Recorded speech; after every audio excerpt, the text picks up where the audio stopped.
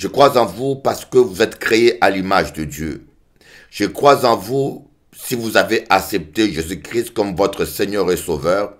Et je crois en vous parce que Dieu vous a créé, ce Dieu est amour. Il a un plan merveilleux pour votre vie et il vous a équipé pour la chose à laquelle il vous a confié. Pour la mission pour votre destinée terrestre, Dieu vous a équipé afin que vous puissiez réussir cela.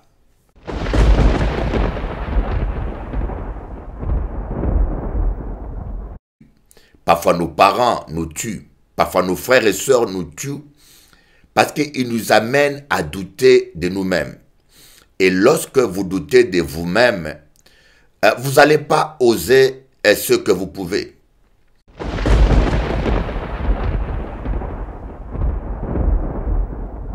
Quand vous vous rapprochez de Dieu, Dieu va te révéler qui tu es. Dieu va te révéler d'abord ta destinée, à quoi il t'a appelé. Dieu va te révéler les qualités qu'il a mis en toi. Et très souvent aussi, une erreur que nous faisons, nous sous-estimons les moyens que Dieu a mis en nous. Nous sous-estimons les talents et les qualités que Dieu a mis en nous. Il y en a qui ignorent ce qu'ils valent, et il y en a qui savent, mais qui sous-estiment les petits moyens.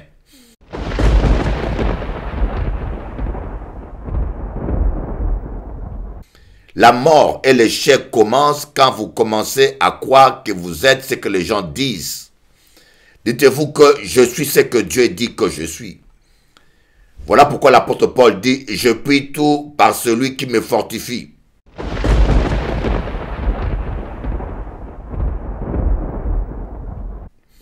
Voyez, vous devez croire, parce que Dieu dépend de votre foi. Dieu dépend de votre foi. Jésus-Christ a toujours dit, il te sera fait selon ta foi. Voyez, Jésus-Christ a payé le prix, il a tout accompli pour toi. Mais il dit une parole, il te sera fait selon ta foi. Dieu dépend de ta foi. Si tu ne crois pas dans les capacités que Dieu a mis en toi, si tu ne crois pas à l'appel que Dieu a mis en toi, si tu ne crois pas aux talents et aux dons que Dieu a mis en toi, tu vas mourir avec.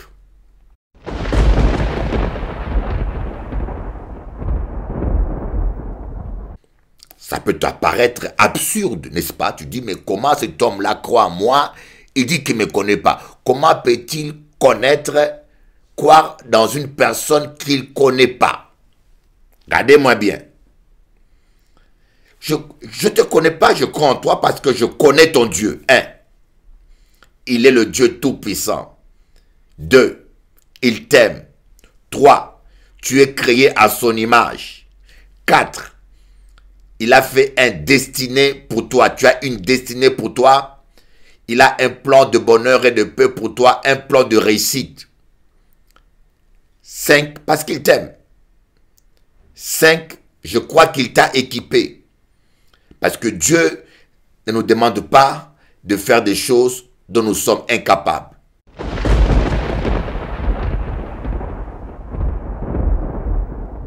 Bonjour, chers amis téléspectateurs.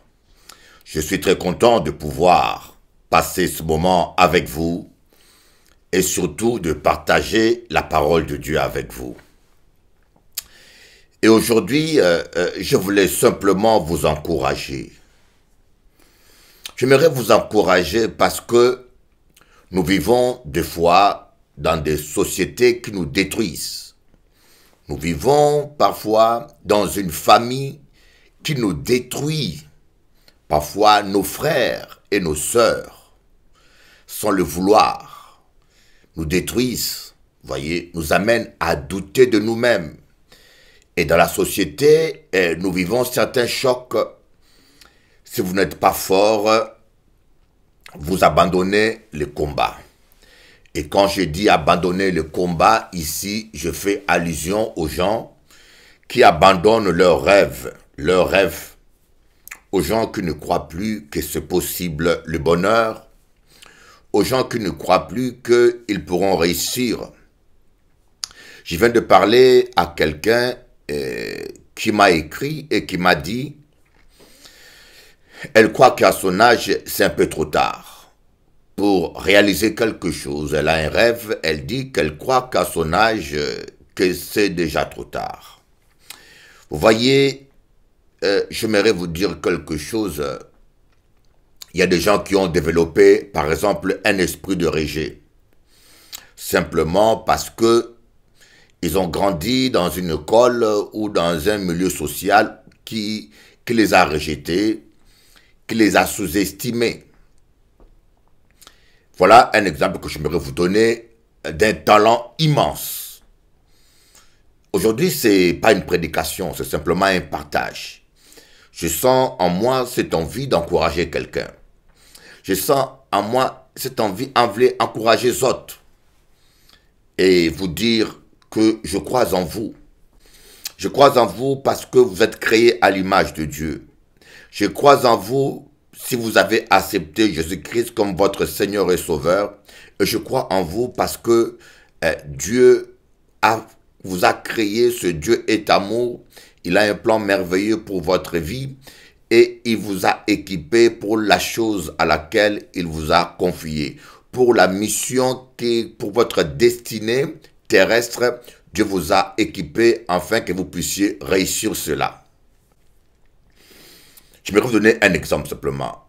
Oprah qui est la femme la plus riche au monde. Oprah, je crois bien, c'est la femme la plus riche au monde. Et cette femme est journaliste.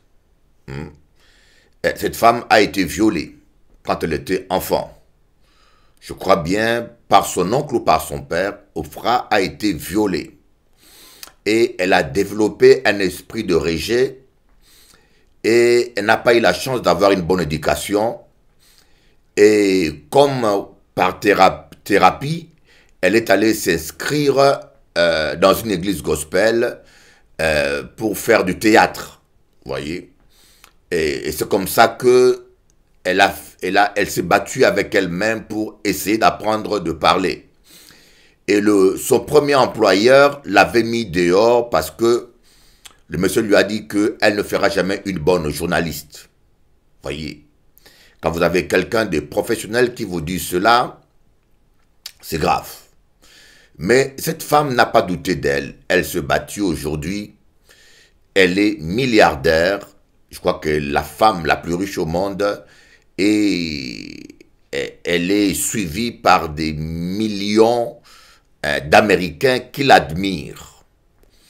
Voyez, cette étoile aurait pu s'éteindre très jeune si elle n'avait pas survécu au viol familial. Voyez, elle aurait pu s'éteindre. Voyez, un simple cas. Voyez, nous tuons des talents. La société aujourd'hui nous tue. Les hommes aujourd'hui nous tuent. Parfois nos parents nous tuent. Parfois nos frères et sœurs nous tuent. Parce qu'ils nous amènent à douter de nous-mêmes. Et lorsque vous doutez de vous-même, vous n'allez pas oser ce que vous pouvez. Vous n'allez pas oser. Vous risquez d'abandonner le combat. Vous risquez d'abandonner la lutte. Aujourd'hui, je vais dire à quelqu'un, ne doute pas de toi. Alors, nous allons approfondir. Approfondir qu'est-ce qui se passe dans la vie des gens. Nous voyons par exemple Einstein. Einstein est né avec un désavantage. Il avait le retard dans la parole. Voyez, il n'a pas cherché. Il avait le retard pour parler. Et après, il avait du mal à écrire. Il avait le retard dans l'écriture. Et après, les professionnels de la pédagogie ont voulu l'envoyer dans une école de retardés mentaux. Ses parents ont persévéré. Elle a étudié à l'école normale comme tous les enfants normaux. Et puis, en fin de compte, il a voulu s'inscrire à la Polytechnique. On ne l'a pas accepté. On ne l'a pas du tout accepté. Et il a fait l'université normale. Mais ça n'empêche pas que ce soit l'un des plus grands savants qui a inventé la théorie de la relativité. Et c'est celui qui a sauvé le monde quelque part. Parce que c'est celui qui est allé voir le président Eisenhower, le président américain, pour lui parler de la bombe atomique et pour l'orienter vers l'existence vers la création d'une bombe atomique qui a mis fin à la guerre du Japon et qui a arrêté, qui a mis fin à la guerre, bien sûr.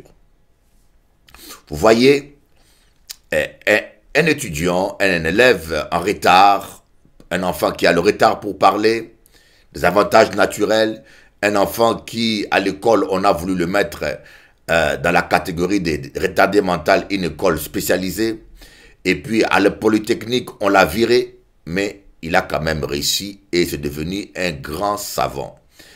Je pense que si ses parents n'avaient pas persévéré, aussi il avait cru, voyez, à ce que les professeurs ou les professionnels de la pédagogie avaient dit. Si c'était laissé décourager, on aurait perdu quelqu'un d'utile pour cette humanité.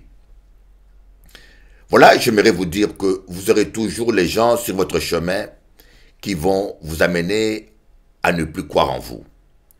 Vous aurez toujours des gens sur votre chemin qui vont essayer de vous amener à douter de vous. Et j'aimerais vous dire quelque chose qui est très important. Nous voyons le cas de ce colonel qui a créé KFC. Et ce colonel, il a créé KFC, il avait créé sa recette. Il a essuyé plus de 1000 refus. 1000 personnes ont refusé. 1000 personnes n'ont pas accepté sa recette.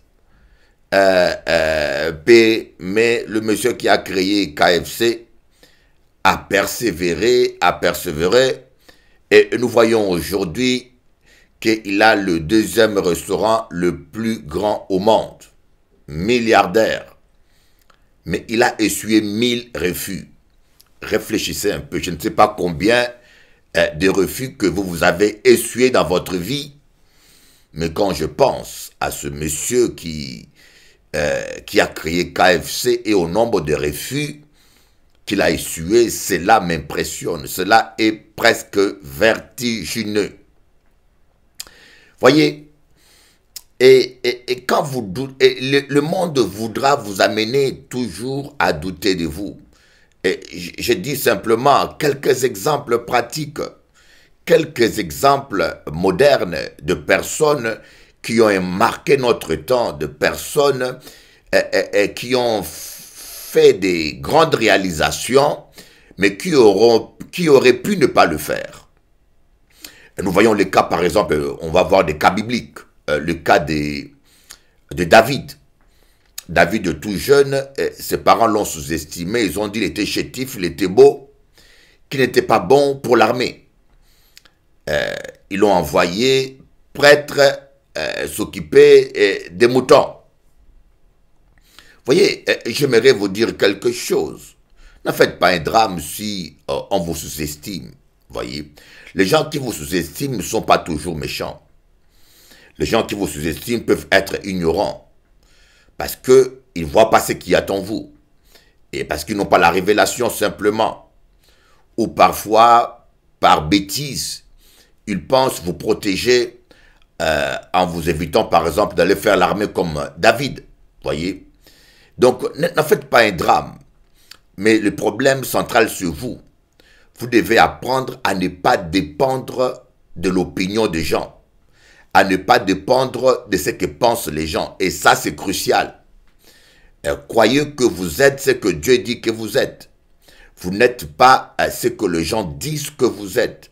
Vous n'êtes pas ce que les gens pensent que vous êtes. Dites-vous que les hommes peuvent se tromper. Même des professionnels peuvent se tromper à votre égard. Ils peuvent se tromper lamentablement. Nous voyons ce footballeur qu'on appelle Balbuena. Balbuena, on lui avait dit qu'à cause de sa taille, il ne pourra jamais faire le football professionnel. Quand il est arrivé à Marseille, on l'a mis à la touche. Il ne jouait pas, il n'était pas titulaire. Jusqu'à ce qu'il y ait un entraîneur qui ait eu confiance en lui et qui l'a permis de s'exprimer. Et j'aimerais vous dire, les hommes peuvent se tromper. Les hommes peuvent se tromper. Mais vous ne devez pas vous tromper. Ne croyez pas que vous êtes ce que les hommes disent. Et ne croyez pas non plus que vous êtes ce que vous vous dites. Parce que vous pouvez aussi vous tromper. Mais croyez que vous êtes ce que Dieu dit que vous êtes. Voilà la différence entre le païen qui est positif. Le païen qui est positif croit en lui-même. Il s'appuie sur lui-même pour se battre. Et il peut se tromper. Parce qu'il peut soit se surestimer, ce qui n'est pas bon. Il va aller dans des combats dont il est perdant d'avance. Il peut se sous-estimer et ce qui est encore pire. Il ne va pas oser ce qu'il peut faire. Mais par contre, un chrétien, il a Dieu. Quand vous avez Jésus, Jésus va vous révéler qui vous êtes. Dans Jacques, on dit que la parole de Dieu est comme un miroir. La parole de Dieu est comparée à un miroir. Vous voyez, la parole de Dieu, le miroir vous montre votre visage. Le miroir vous montre vos défauts et vos qualités. Alors, c'est ça le problème. En allant vers Jésus-Christ, en s'approchant de Dieu, en se tournant vers la parole, la première chose, la parole de Dieu va vous révéler vous-même. Lorsque Ésaïe a vu la gloire de Dieu, la parole de Dieu, Ésaïe, la première chose qu'il a vue, c'est ses défauts. Il a dit, malheur à moi, un pécheur, j'ai vu le roi. Vous voyez, j'ai vu le roi des rois. Donc, malheur à moi, un pécheur, j'ai vu l'Éternel des armées. Un homme aux lèvres impures. Et l'ange de l'Éternel a vu que cet homme avait reconnu ses défauts et ses péchés. Il est venu le purifier. Et j'aimerais vous faire comprendre cela, quelque chose.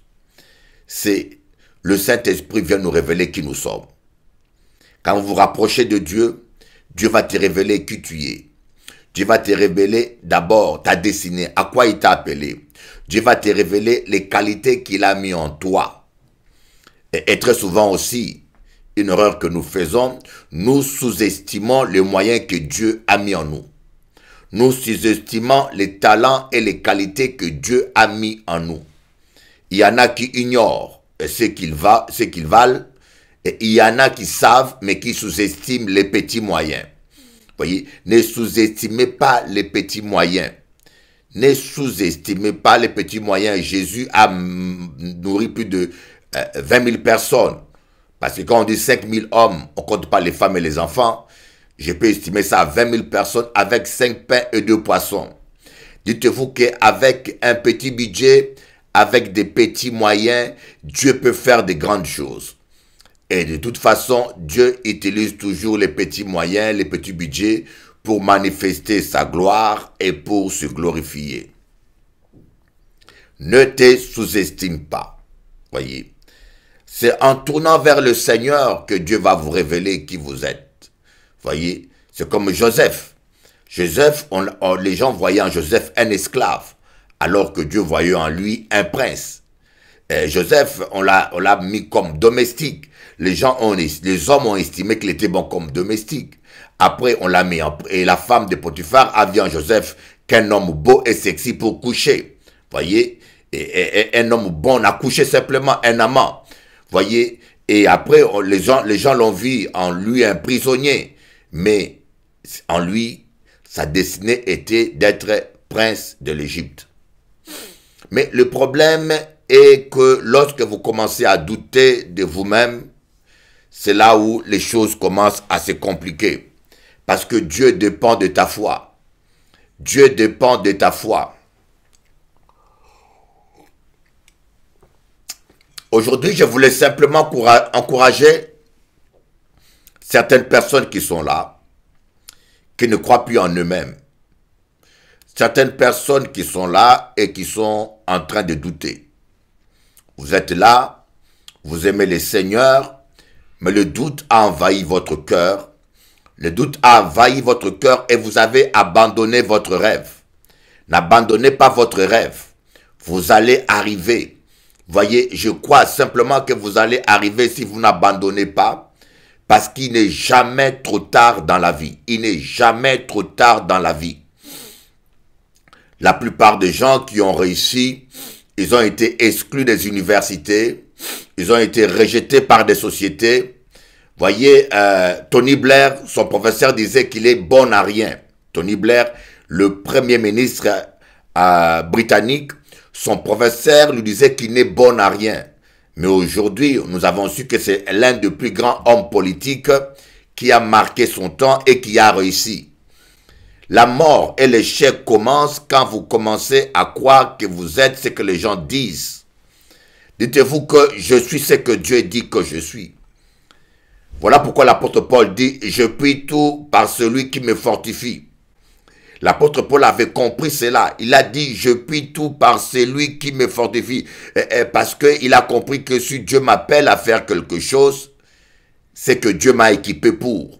C'est que Dieu m'a jugé capable.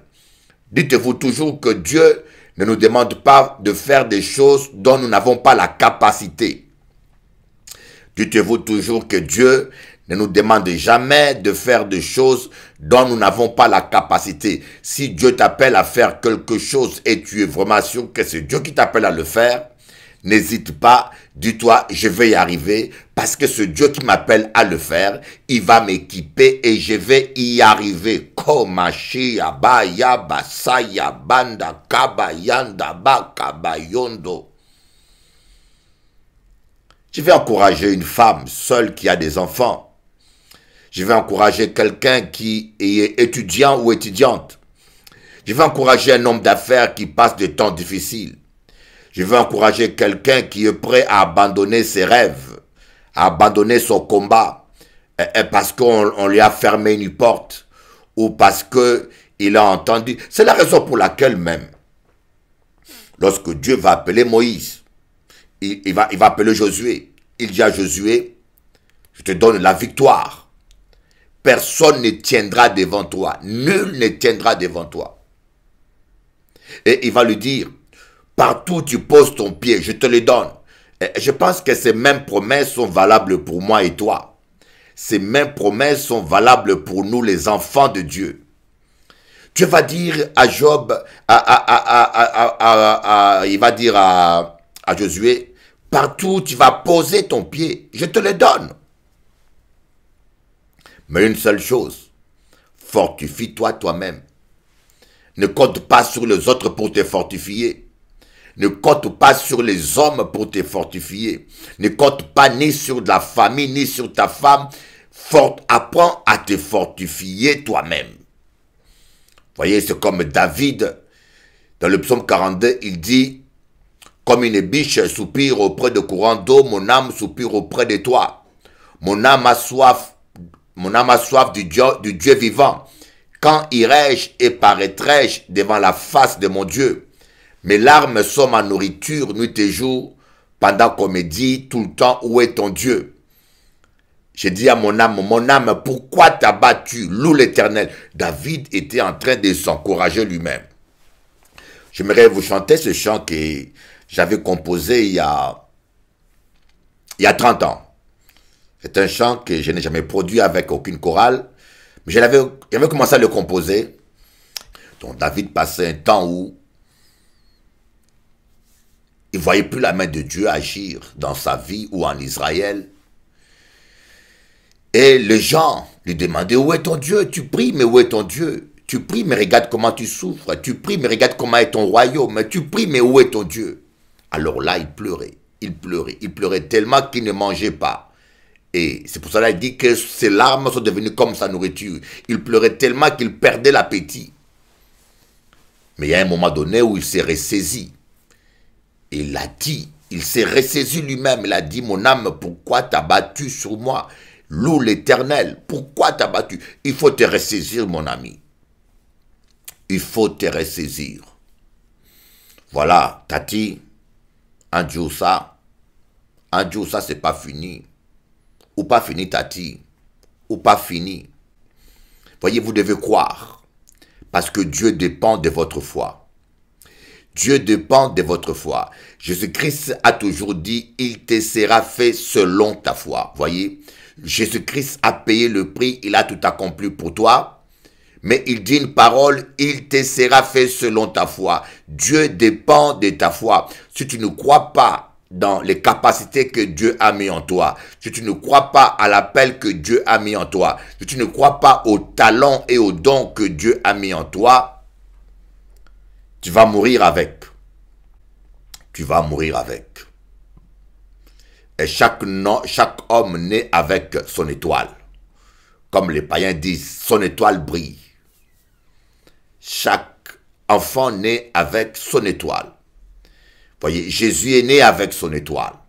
L'étoile était là, ça veut dire que chaque homme qui est né sur terre, il a une destinée. Il y a une destinée pour votre vie. Il y a un plan de bonheur et de paix pour vous. Alors commencez par déclarer que je puis tout par celui qui m'a appelé. Je puis tout par celui qui me fortifie. Reprenez confiance en vous, que vous soyez handicapé, que vous n'ayez pas la vue. Même si vous ne voyez pas, vous pouvez écrire le plus beau livre que personne n'a jamais écrit. Voyez cette femme-là, qui n'est pas toujours un exemple, mais c'est un exemple de réussite, qui a écrit Harry Potter. Cette femme-là était une vieille dame qui vivait de l'assistance sociale. Et elle était au chômage, elle n'avait rien du tout. Elle était femme seule, donc elle valait plus rien. Et voilà, une idée lui est venue d'écrire ce livre qu'elle a écrit. Et maintenant, c'est une milliardaire. Je ne dis pas que nous tous, nous sommes appelés à être des milliardaires. Mais une chose est sûre, nous tous, tous les enfants de Dieu sont appelés à ne manquer de rien. Voyez, parce que tout ce que moi je vous dis, je m'appuie sur la parole de Dieu. Tous les enfants de Dieu sont appelés à prospérer.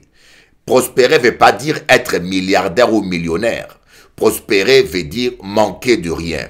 Vivre joyeusement, se faire plaisir, jouir de sa vie. Dieu nous a mis sur terre pour que nous puissions jouir de notre vie. Et lorsque nous sommes bénis, nous sommes bien habillés, nous avons de belles maisons, tes enfants sont bénis et cela fait plaisir à Dieu. Parce que Dieu veut que nous portons du fruit et que notre fruit demeure. Notre Père Céleste est glorifié quand nous portons du fruit. Quand les païens nous regardent et disent voilà les enfants de Dieu. Voilà cette femme qui était dépressive, sa vie a changé. Voilà cette femme qui marchait à pied, maintenant elle a une belle voiture. Voilà cette femme, voyez, Dieu veut que vous ne manquez de rien. Je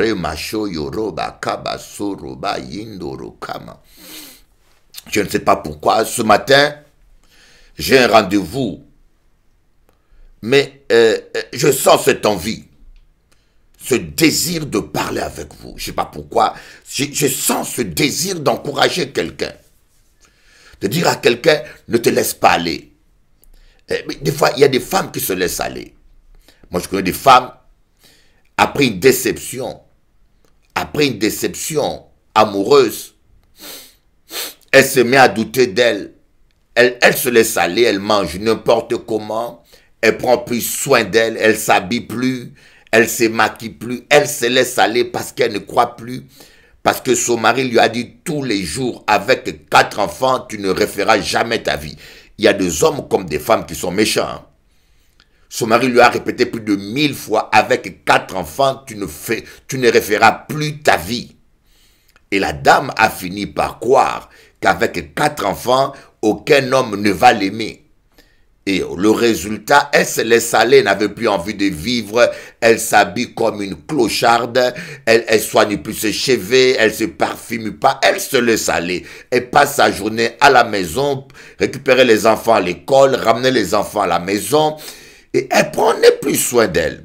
Jusqu'à ce qu'un jour, elle a rencontré Jésus. Jésus, l'homme de Galilée. Jusqu'à ce qu'un jour, elle a rencontré Jésus. Et là, tout a changé. Elle a compris qu'elle était une belle créature de Dieu. Et j'aimerais vous donner mon exemple. Mon exemple personnel. J'étais un enfant très gâté. Ma mère, Kalondi Mwadiambala, Régine Kalondi Mwadiambala, c'était la plus belle femme du monde, la plus gentille, que je n'oublierai jamais. Elle est auprès du Seigneur. Mais des fois, je dis, Seigneur, tu l'as pris très tôt, trop tôt. Elle cédait à tous mes caprices. Et ce qui fait que quand les autres allaient à l'école, moi, je ne voulais pas aller à l'école. Je voulais rester avec ma maman à la maison. Alors, il y a eu un temps où j'ai eu de retard par rapport aux autres. Donc, je n'ai pas fait l'école gardienne. Elle me gardait à la maison pendant que les autres allaient à l'école élémentaire gardienne.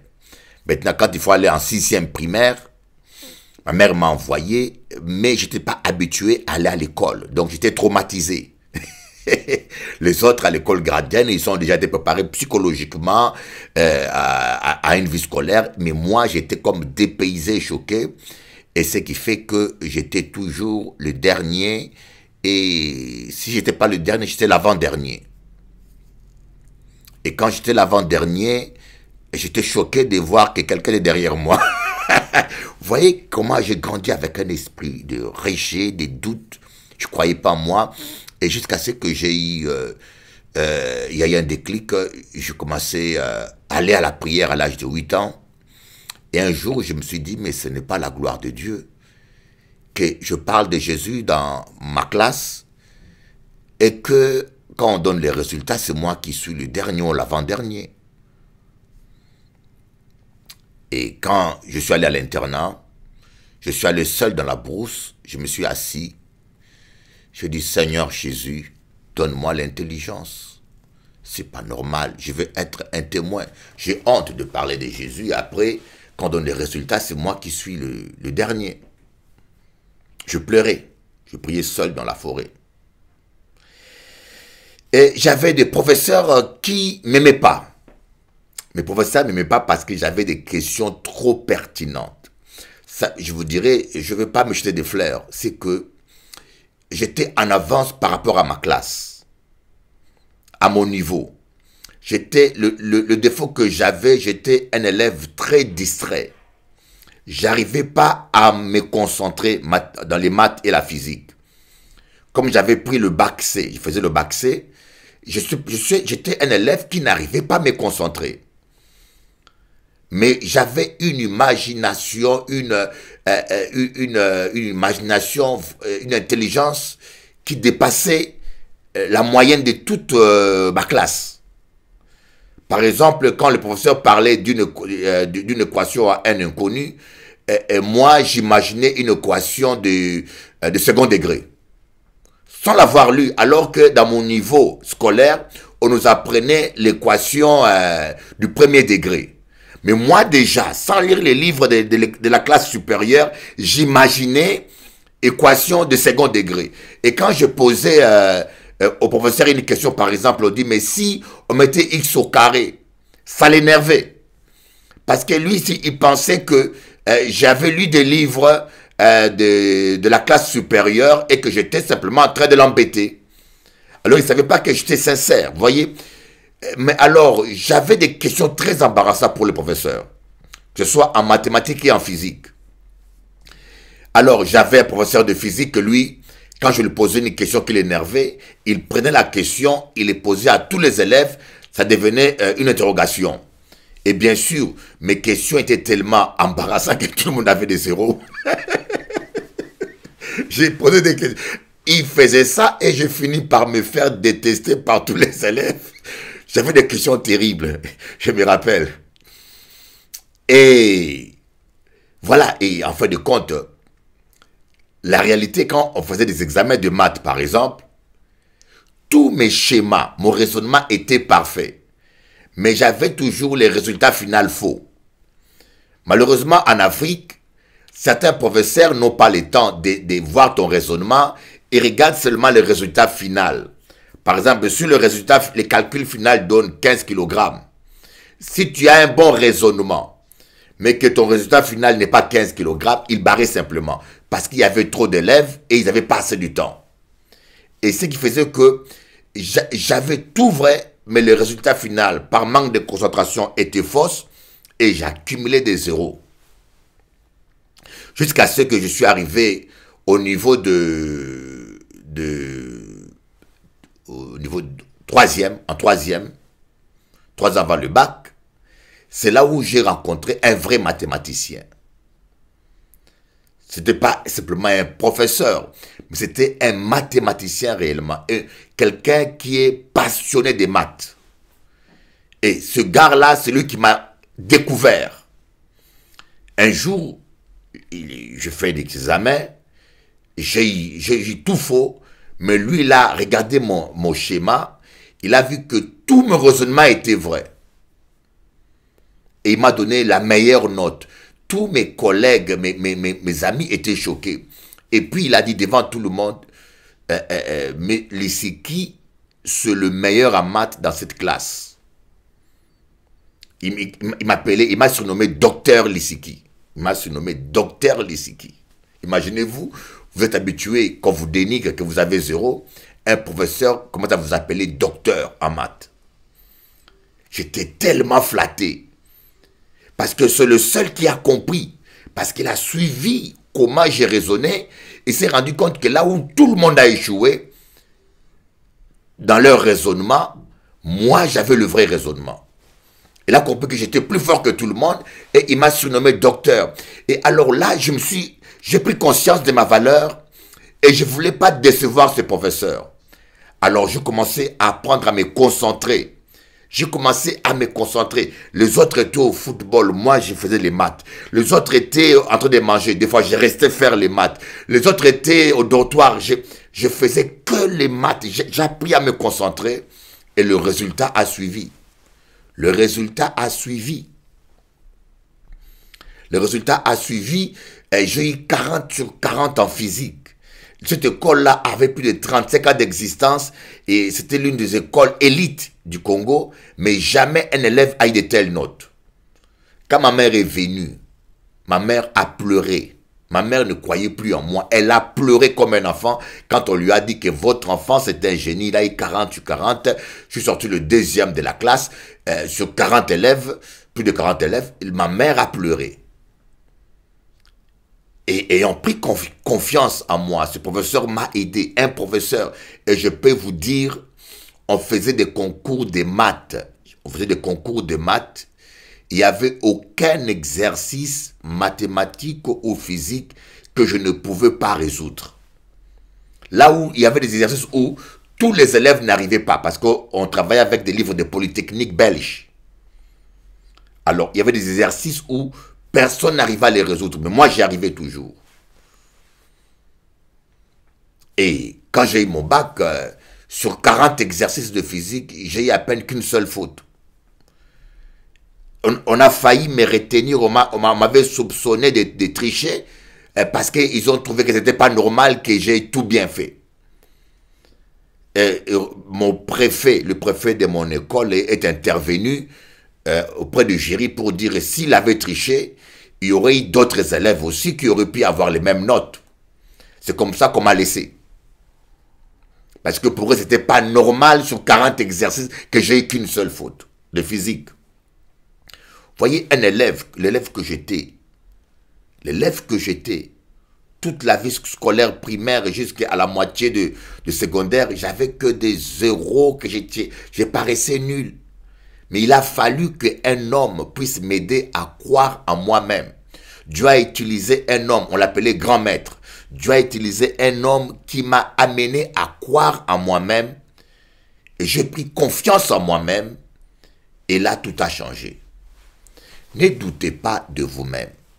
Voyez, ne doutez pas de vous-même si vous avez échoué, si vous avez peut-être pas réussi votre vie. Ne doutez pas. C'est pas parce que vous avez échoué que vous êtes un échec. Vous pouvez échouer pour différents facteurs. Vous pouvez échouer à cause du stress. Moi, quand je faisais des examens de maths ou de physique, quand je lisais les questions, en général, contrairement aux autres, je me lançais jamais tout de suite. Je prenais 10 minutes de calme. Je prenais 10 minutes où je ne faisais rien. Je regardais tout le monde faire des exercices. Moi, je ne faisais rien. Et même le professeur me trouvait bizarre. Mais j'évitais le stress.